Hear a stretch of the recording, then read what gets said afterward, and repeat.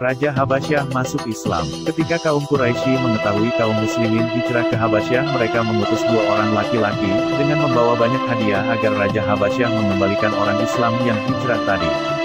Raja Najasyi tidak mau menyerahkan mereka. Setelah Ja'far bin Abi Thalib bicara tentang kebenaran agama Islam dengan membacakan permulaan surat Maryam.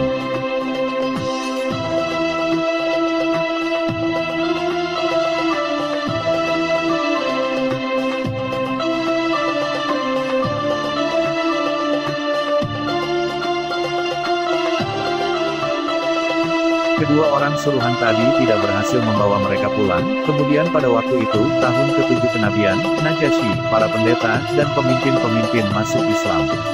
Kemudian Raja Najasyi meninggal dunia dan disolatkan oleh Rasulullah Shallallahu Alaihi Wasallam. Ketika itu malaikat Jibril memberitahu Nabi tentang kematian Raja Najasyi ini merupakan awal mulanya sholat gaib dalam Islam.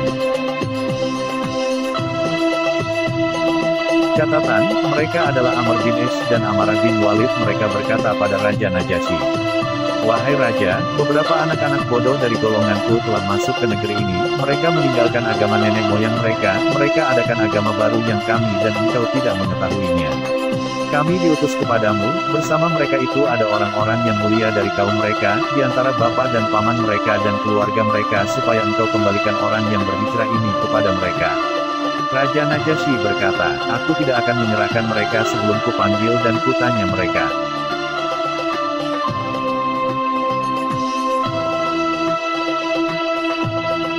Ketika Raja memanggil dan menanyai mereka, berkatalah Ja'far bin Abi Thalib kepadanya, "Wahai Raja, kami ini orang-orang jahiliyah, penyembah berhala, pemakan bangkai, suka mengerjakan kejahatan, pemutus silaturahim, tidak berbuat baik dengan tetangga, yang kuat menyakiti yang lemah, sehingga Allah mengutus Rasul yang kami mengetahui nasabnya, kebenarannya, amanahnya, penjagaan dirinya, lalu ia mengajak kami untuk mengesahkan Allah, meninggalkan penyembahan berhala, menghubungkan tali silaturahim, menjauhi yang haram, dan pembunuhan, ia melarang kami berbuat keji, berdusta dan memakan harta anak yatim, memerintahkan kami sholat, puasa, zakat dan haji, lalu kami beriman kepadanya dan kami benarkan dia."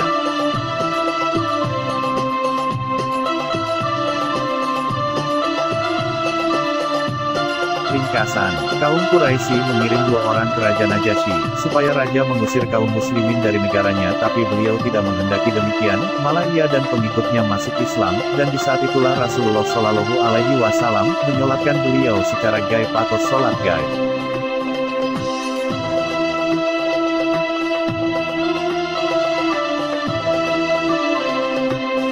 Nabi keluar dari kepungan. Di tahun ke-10 kenabian beliau, bersepakatlah 5 orang pemimpin kaum Quraisy dengan membuat surat perjanjian. Lalu Nabi Shallallahu Alaihi Wasallam dan para sahabat keluar dari kepungan itu, sesudah mereka tinggal di Syith selama 3 tahun.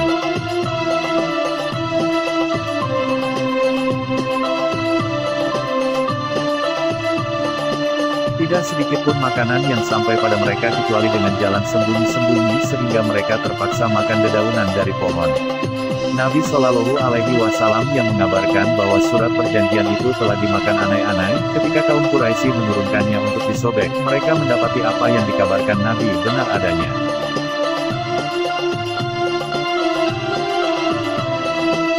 Catatan, orang pertama yang bicara di antara mereka adalah Zuhair dengan berkata, "Hai ahli Makkah, apakah kita patut makan dan berpakaian sedangkan Bani Hashim dan Bani Muthalib binasa? Mereka tidak bisa berjual beli. Demi Allah aku tidak akan diam sebelum surat perjanjian yang melampaui batas itu dikoyak." Lalu ucapan mereka dikuatkan oleh 4 orang lainnya. Lalu Abu Jahal berkata, "Ini suatu urusan yang perlu dibicarakan di waktu malam." Mereka lalu berembuk tentang hal itu di waktu dan tempat yang lain.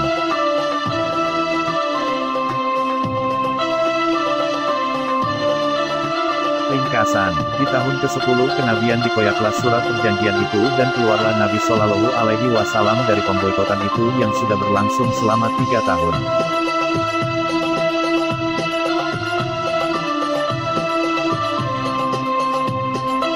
Utusan Najran. Pada tahun ke-10 kenabian Rasulullah Shallallahu Alaihi Wasallam datanglah utusan kaum Nasrani dari Najran. Mereka mendengar kabar tentang Nabi Muhammad Shallallahu Alaihi Wasallam dari orang-orang yang berhijrah ke Habasyah. Mereka datang sejumlah 20 orang laki-laki.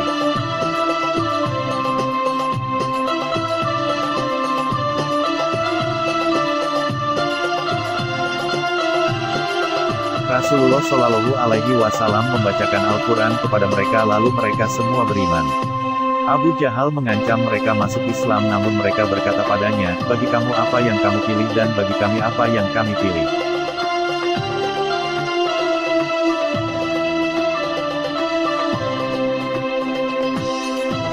Catatan, Najran adalah suatu negeri di antara Makkah dan Yaman. Abu Jahal berkata kepada mereka, kami tidak pernah melihat penunggang kuda bodoh dari kalian, kaummu mengutus kalian, kalian mengetahui cerita tentang orang terdahulu lalu kalian murtad dari agama kalian.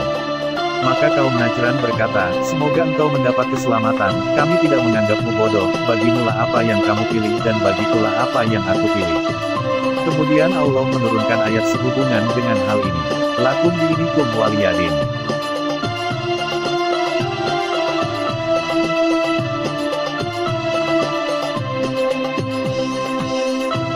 Ringkasan, pada tahun ke-10 kenabian beliau, datanglah sebagian dari kaum Nasrani Najran kepada Nabi Muhammad Shallallahu Alaihi Wasallam sebagai utusan. Lalu Nabi membacakan Al-Quran dan mereka masuk Islam.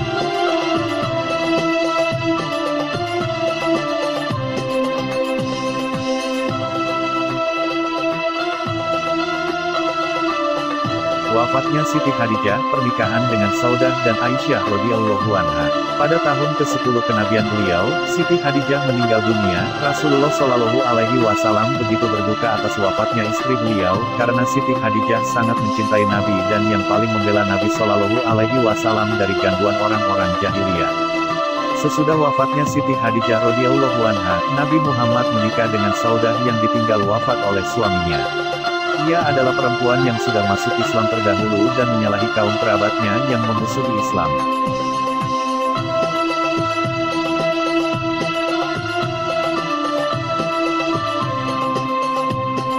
Sesudah 1 bulan kemudian Nabi Shallallahu Alaihi Wasallam akad dengan Siti Aisyah anak dari Abu Bakar As-Siddiq. Ketika itu beliau berusia 7 tahun.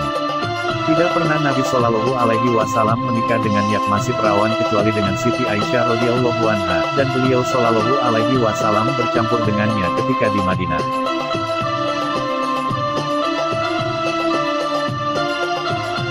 Ringkasan, pada tahun ke-10 meninggallah Siti Khadijah radhiyallahu anha, lalu menikahlah Nabi Muhammad Shallallahu Alaihi Wasallam dengan Saudah, lalu menikah dengan Siti Aisyah ketika berumur 7 tahun dan beliau Shallallahu Alaihi Wasallam bercampur dengannya ketika berada di Madinah, ketika sudah balik.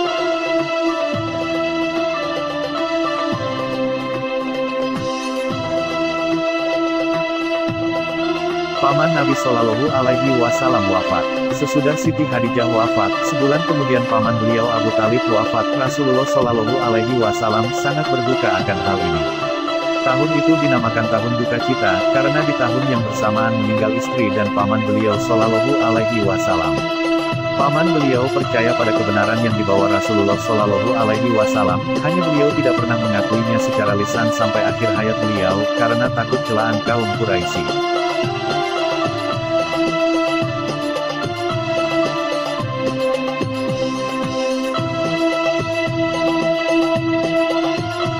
Sehubungan dengan hal ini, turunlah ayat dalam surat Al-Qasas ayat 56. Sesungguhnya kamu tidak akan dapat memberi petunjuk kepada orang yang kamu kasihi, tetapi Allah memberi petunjuk kepada orang yang dikehendakinya, dan Allah lebih mengetahui orang-orang yang mau menerima petunjuk. Maka dengan hal ini mari mendoakan agar Allah meringankan siksaannya.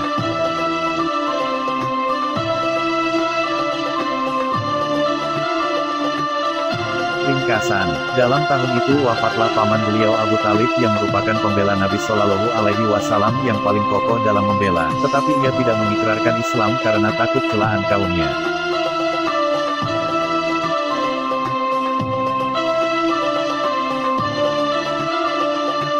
Gangguan kaum Quraisy kepada Nabi Shallallahu Alaihi Wasallam. Sesudah istri dan paman beliau wafat, mulailah mereka mengganggu Nabi Shallallahu Alaihi Wasallam. Mereka menaburkan pasir pada beliau, menaruh kotoran binatang ketika Nabi Shallallahu Alaihi Wasallam sholat. Sesekali mereka mengikat dan menghujat Nabi sambil berkata, "Engkaulah yang akan menjadikan Tuhan-Tuhan kami menjadi Tuhan yang satu." Lalu majulah Abu Bakar radhiyallahu anhu dan melepaskan beliau Shallallahu Alaihi Wasallam dari gangguan mereka, dan berkata pada mereka, Apakah kamu hendak membunuh seseorang karena ia berkata Tuhanku ialah Allah?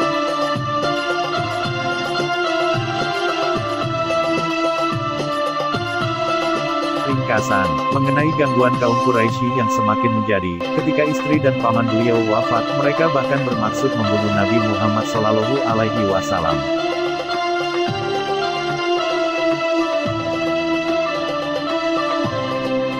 Hijrah ke Taif. Ketika Rasulullah Shallallahu Alaihi Wasallam melihat penistaan yang dilancarkan kaum Quraisy kepada beliau, berhijrahlah beliau ke Taif di tahun ke-10 bersama Zaid bin Haritsah. Nabi Shallallahu Alaihi Wasallam menuju ke kaum Sakif dan meminta pertolongan dari mereka untuk melawan kaum beliau yang sudah sangat keterlaluan.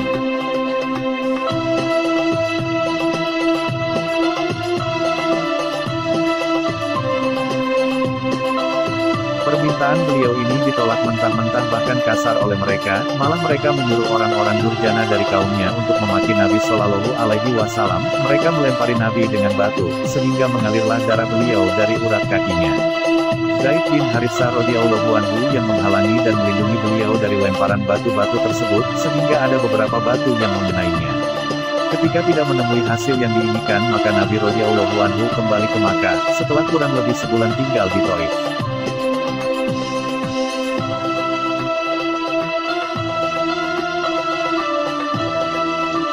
Catatan 1. Datanglah Jibril kepada Nabi Shallallahu Alaihi Wasallam dan berkata, sesungguhnya Allah memerintahkanku, dan aku taat kepada apa yang kamu perintahkan untuk kaummu yang mereka perbuat ini.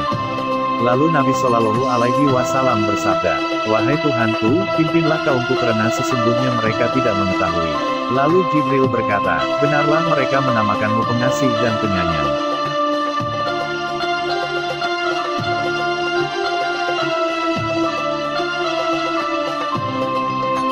2. Ketika Nabi Shallallahu Alaihi Wasallam sampai di Mikhlah, sebuah tempat dekat Taif, datanglah sekelompok jin mendengarkan Al-Quran. Mereka diantaranya dari golongan kaum Nabi Musa alaihissalam. Ketika mereka mendengarkan, mereka diam. Kemudian mereka menyampaikan kabar gembira dan ancaman seperti yang mereka dengar dari Rasulullah Shallallahu Alaihi Wasallam. Berkaitan dengan ini Allah catatkan kisahnya dalam surat Jin.